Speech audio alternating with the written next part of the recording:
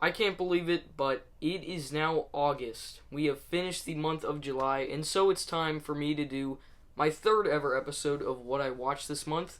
This time, everything I watched in July.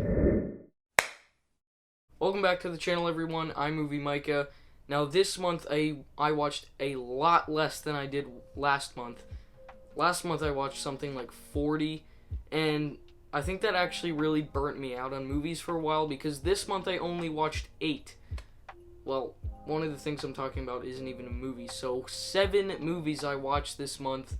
It went by really quick, but yeah, I'm gonna do this video anyway. It'll be a much shorter video than the 2 previous ones I've done, but without further ado, let's get into it. So, the worst film I saw in July was Shark Tale. The thing about Shark Tale, though, is I really like it. I have a really fun time watching this movie. It's bad. It is the only bad movie I saw this month, but I really like it, okay? It's just funny. It's like the worst DreamWorks movies, B-Movie and Shark Tale, which I don't think they're actually the worst DreamWorks movies, but they're really bad, but I love them, because they are hilarious, they are super fun to watch. Everything about Shark Tale is just hilarious, okay? All the stupid pop culture references that they have in this film for whatever reason, none of them make sense, none of them work at all, and it just makes it more funny. Also, Robert De Niro and Martin Scorsese voicing characters in this film, and with the shark mob and everything, there is so much dumb stuff in this movie that I love it.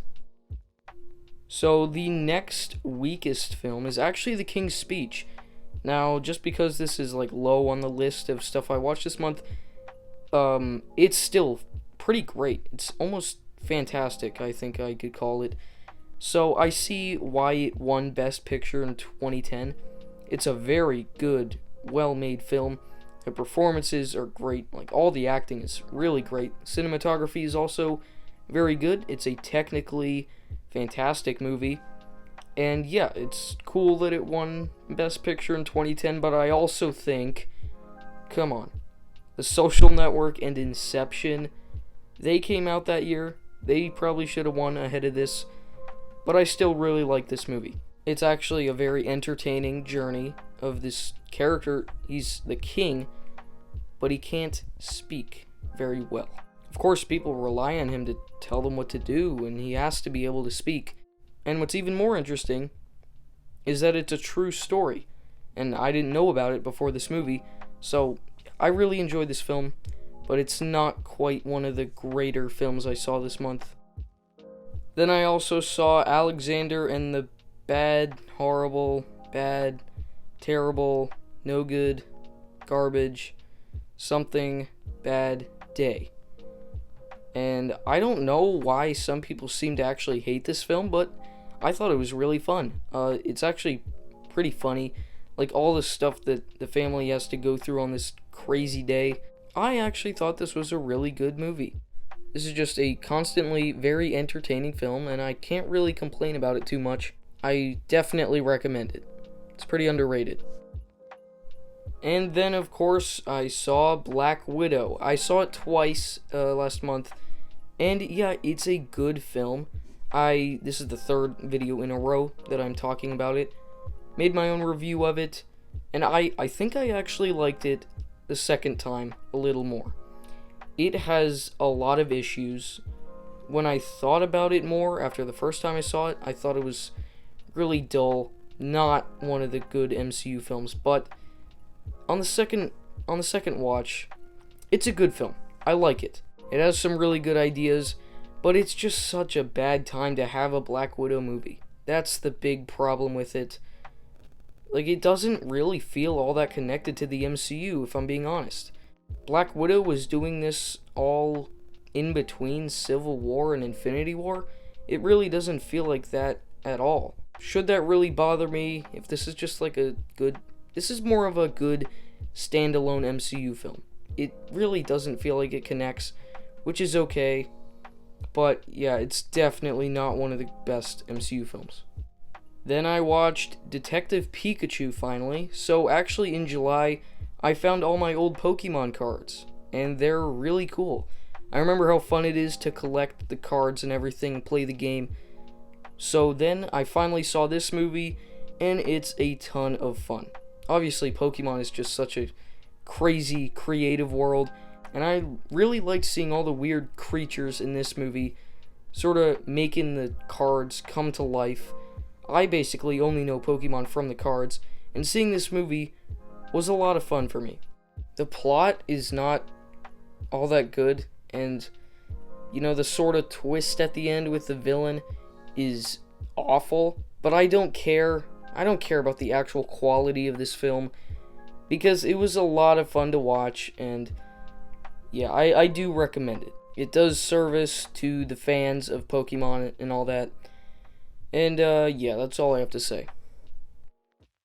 Then I watched The Sting. Now, I've actually not seen Butch Cassidy and the Sundance Kid, which is obviously the same two actors, the same director, but I watched The Sting and I absolutely loved it. Only thing I can really complain about is the runtime. I did feel the length, probably because it was pretty late at night when I saw it, but it was so much fun. Obviously, Paul Newman and Robert Redford, two great actors.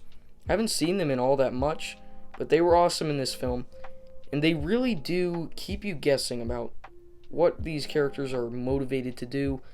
Whose side are they actually on in the final twist? So many different layers to be watching out for, and I think I can recommend this movie to anyone. Anyone could probably have a lot of fun with this film, really appreciate all the work that went into it. And then the best film I saw in July was The Sandlot.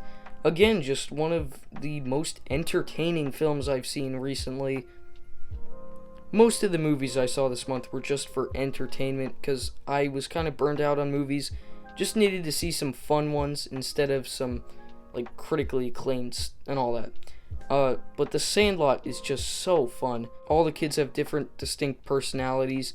They're all super fun to watch. And also, it's the perfect summer movie to watch. Is there anyone who can really dislike The Sandlot? That's the question. It is a classic that everyone has just accepted as a great film.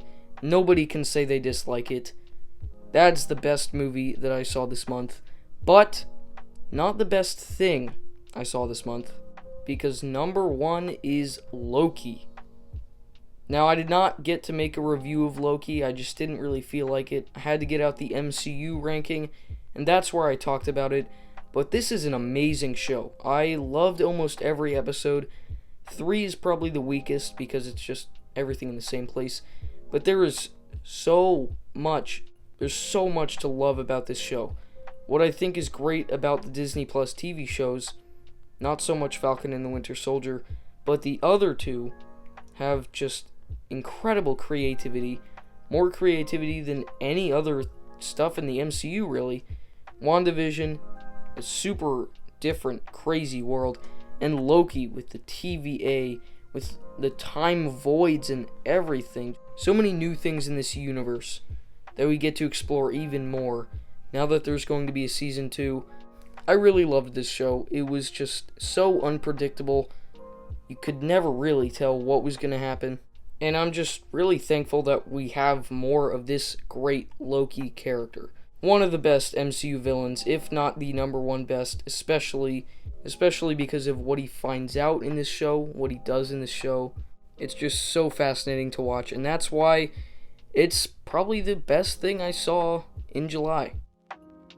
So thanks for watching. That was everything I watched in the month of July. Not much, I know. I'll try to watch a lot more movies this coming month, but we'll see what happens. See you in the next video, whatever that video might be.